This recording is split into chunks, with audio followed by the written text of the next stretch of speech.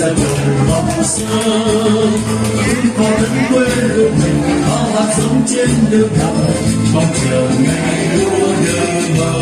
mầm sẽ vô vàn vui sướng đón chào ngày gặt mới đây hạt giống sinh hoa trùng hạt giống sinh sau trùng ngọt ngào chung sinh một cha hạt tay trong lòng tình yêu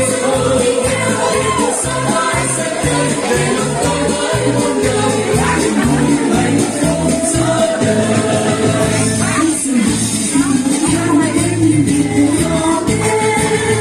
cho người đón bắt cương đẹp cho người khác ly nước tràn cho người hạnh phúc vui hãy ra một tình yêu sẽ là về hạnh phúc mỗi người đã yêu thương mình chia sẻ tiếng hát cho đời cho đời về nhau nhiều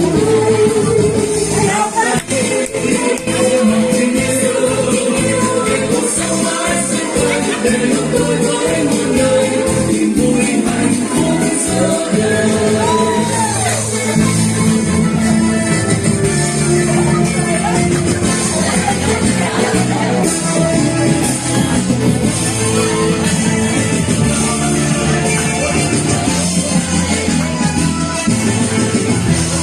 sẽ một tình yêu với những điều nhỏ bé cho người đói bắt cơn thèm cho người khác ly nước tràn cho người hạnh phúc vui vì sự tình yêu sẽ về hạnh phúc mỗi người đã yêu thương người chia sẻ tiếng hát cho người về nhau niềm vui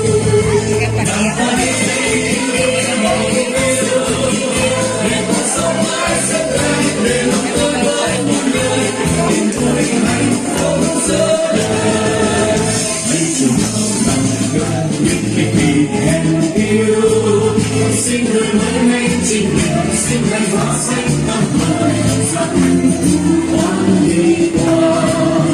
anh chẳng mình